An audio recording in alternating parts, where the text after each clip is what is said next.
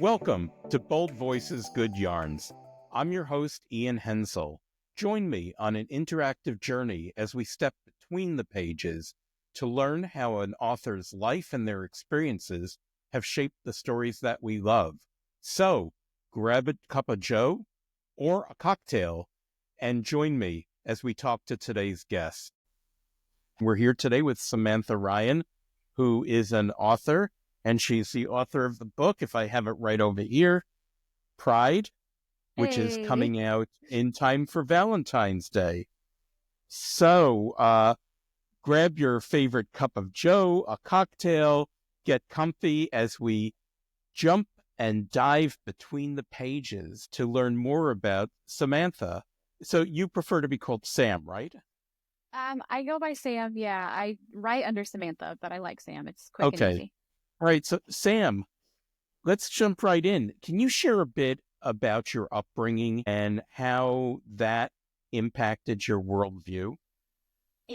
So we were kind of joking about this earlier. I feel like asking a queer person about their upbringing is like asking a woman her age. Like this can be a really dangerous question. I'm from Oklahoma. So I was raised very religious. Baptist is the flavor. So yeah, I feel like that definitely kind of influenced the way that I saw the world as a child. And then growing up, it was really not until college that I feel like I kind of expanded my worldview a little bit by hearing other voices and getting to read other voices, honestly, was a big part of that. So growing up in that religious environment, did that dictate the types of books you read growing up? Yes and no. I feel like my parents were encouraged us to be readers from a very young age. So, I was reading by the time I was 5, and we would take family trips to the library. So every Saturday we'd go and we'd have like a limit of like, you can get this many books. So there was never any discouragement from reading, clearly. But I do think that the kinds of things I was seeking, I don't feel really changed until in high school. My senior year, I read William Faulkner. And that, I think, changed everything. That is what immediately made me want to be a writer and changed my worldview of what words could be. How did Faulkner impact you? I mean, what was it about Faulkner? So the book was As I Lay Dying, which is my favorite book. And I think it was just like, even on the page, the way he uses words on the page, there's one chapter where he arranges them so that the shape that's missing is the coffin that Addie Bundren is in the book. And so even just like seeing that a writer could use words to create an image that the reader is seeing as they're going through, I'd never seen that before. And that was something that really struck me as like, not only as a writer writing because you're reading the words as you take them in, but how you're physically laying them out on the page impacts what you're reading. And that was the first time I'd seen that. And that really just kind of blew my mind. You said something really interesting, how the words are laid out on the page. What do you mean by that? So like the coffin example, like the word stop so that the empty space is the shape of the coffin in As I Lay Dying, which I had never seen. And so from there, I kind of got into like E. Cummings and the poetry that kind of does the same thing, where the page itself is the canvas for a writer to not only have the layered meaning for what they're saying, but also how they're shaping those words and how that shape potentially influences how the reader takes that. I find that a really, really interesting concept for a writer. So the words and the visual, and Yeah, using the like, words to create a visual. yeah, almost as though your page is a canvas. Like the placement to me matters as much as what you're actually saying. I think that is kind of an interesting way to look at it.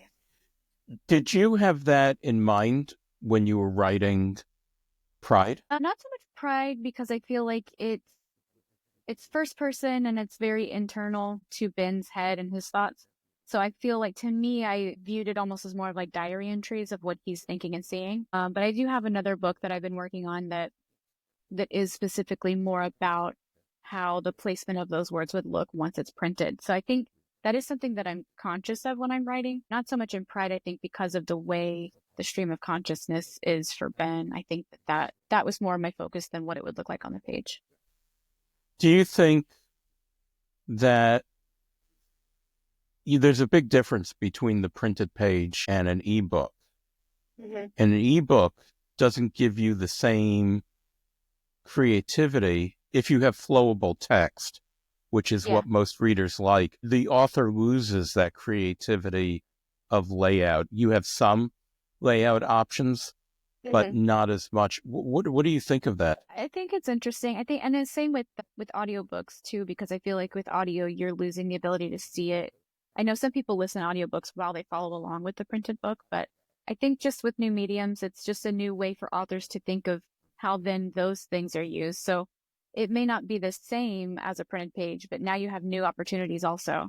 So like with audio, you can do different characters and you can really make it more artistic in that way. So I think each medium has its advantages. And so I feel like as authors, we have to just be really conscious, I think, of which medium has which advantage over the others. Now, growing up in that Baptist environment, and then when you went away to school, when you went to university, you realized that you were queer or started to Not so explore. much. No, okay. It's even later than that, unfortunately. Okay. Yeah. What were the influences that caused you to start exploring that?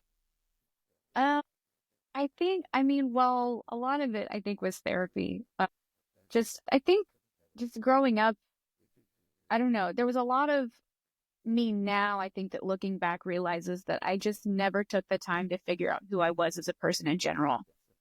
So I think part of that understanding identity as a whole unlocked all of those avenues to understanding my own sexuality, which happened way, way later than it probably should have for a lot of reasons. But I think that's why a lot of my work I focuses on like coming out later stories, because I feel like not everybody has those really early realizations, which I don't know if that sounds unrealistic to someone maybe who isn't from that perspective, but I think especially when your worldview is very narrow, you don't even see what's outside of your lane that you're in.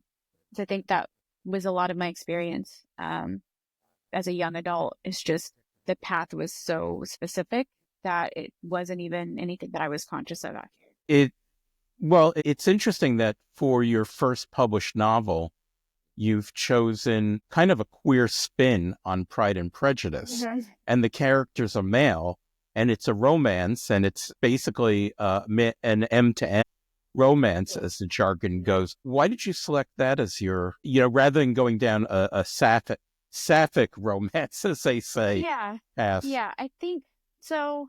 I'm currently writing a lesbian love story. I think part of it is in the beginning when I first was writing the story, it was too connected to me. I think I was putting too much of my own point of view, or if that makes sense, like making the characters myself. I think the MM genre allows me to step out of it a little bit, if that makes sense, to view it more objectively. And I think that like one of my first jumps into fiction was fan fiction. So I think in fan fiction gives women, especially like myself, who did not come from this queer space, the safety, I think, to kind of explore that without it being too attached to themselves in a lot of ways. So I think I was seeing those relationships and identifying with them without realizing how I was identifying with them, if that makes sense. And then once I was able to try to kind of explore that on my own, it started to all make sense of like, oh yeah, obviously that clicks for you. I've heard a few things. I've heard, that it allowed an objectivity Yeah. because you were distanced. It also sounds like, as I say, you were shooting all over yourself, Yeah. which I think we do. I think Yeah. you're not immune. I think lots of people should all over themselves. Yeah. I should do this. I should do that. For those listeners who are not understanding that I'm saying should and not another word. So tell me, are there any aspects of your life that you think readers might be surprised to learn influenced your writing? Surprised? Probably not. I mean, I think I worry a lot about just because of me, I feel like I consider myself young in my own identity journey. So I worry a lot about maybe people who have had the freedom to grow up more in that way, maybe not seeing my perspective, if that makes sense. I worry a lot about, like I said, about like the coming to it later in life. It just brings so many different, not challenges, but I think unique points of view for someone who comes out later in life. there's a group on Reddit that I follow that's late bloomer lesbians, and it's women who have found themselves much later than a lot of other people who are figuring out their identity later. And so I think that I worry about how that comes across maybe sometimes, but I mean, who doesn't think about that part of it? Well, we all have our life experiences, and, it's hard to pick and choose, and some good experiences, some not so good. But as a whole, they all influence us. If you could go back in time and have a conversation with your younger self at the start of your journey, what would you say? We talk a lot about that in therapy. I think, honestly, if I don't know that I would want to change the journey that I've had for a lot of reasons. I think that learning the lessons I've learned as I've learned them have been important to me. So, but I do think I wish I could go back and tell that 5-year-old reader just to be kinder to themselves. I feel like a lot of times, especially for people who are creative, we get so in our heads. And with writers, you're really isolated. Writing is such a isolating creative endeavor. I know once you get to the publication side, you've got editors and all of that where you have more people involved. But from the creation to getting it on the page, that part you're just by yourself in a lot of ways. So I would just encourage writers and creatives to not be so hard on themselves and then also not allow themselves to be so isolated. Do you think if your life were a videotape and you could rewind it to a specific point and have it go a different way, is there a point you'd rewind videotape? I'm showing my age. Rewind the film. Is there a point you'd go back and do something differently? I mean, probably. I think everybody has those, like, I wish I would have, the branching out moments where you wish you could have done things differently. I think, again, like I said, because I consider my path to a certain point felt very narrow. Looking back, I can see how narrow that was. And I do feel like I have a lot of regrets on that. I think now I've obviously opened myself up to more just in general, but I wish when I was younger, I would have not been so narrow in where I was going and what I was doing. But a lot of that, I mean, like, again, with religion, there's a lot of conditioning that's the goal, right? Is to not question and to not go beyond outside of your own boundaries. So I do wish, I could probably do that differently. I think it would have made my life a lot easier, obviously. Well, and having read Pride, there is an aspect of you I can see in the characters. There's Ben who runs the bookshop, and he's out there and kind of very free and proud. And then the other character, what is his name? Avery is a closeted writer. Avery's a closeted writer. He's very constricted. So do you think you were working out those aspects of yourself through Avery and sure Ben?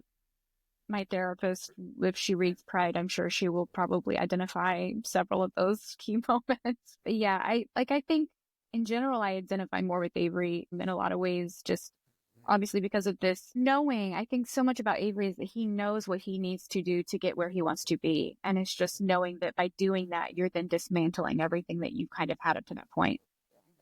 And for a lot of queer people, that moment, if it's able to come when you're younger, you don't have a lot of that unraveling to do. But the longer you go, the more the foundation, the buildings and all of that that's built up and up and up, you have to take a lot of that apart piece by piece. And so that's why I feel like that's kind of unique to a late bloomer mindset. And like so much of what you've already built, you're then unwinding. And I feel like there's a lot of explaining you feel like you have to do to people around you. And so I think, I hope that all of those things that Avery worries about, which are things that I feel like I've personally kind of gone through, come across in a genuine way of like why he feels the way he feels and how he has to take apart so much of his life to get what he wants out of it. I think they do. So I want to do a pivot, and it's something I ask everyone we interview, and that is, if you could live in a book, so what book would you want to live in? And as my caveat is always, you may really like The Pit and the Pendulum as a story, but who wants to live there? Yeah. Yeah. I just finished Somewhere Beyond the Sea, which is the sequel to House of the Cerulean Sea by T.J. Klune. And I love that world. The world he's created is so great. it's not so different from our world, but there's a lot of magic in it, and it's done in such a kind way. Like, I think the way he writes, he hopes for the best in people. And so I think, I don't know, I'd want to live in that world. But specifically, if I could be the Phoenix like Arthur, I think that would be my top. Yeah, is that I would want to be a Phoenix. I'm not familiar with the work, but Great, highly recommend. It's a it great is. story. I am I hearing that there's also like a sense of freedom in there as well? Maybe, yeah, quite That's possibly.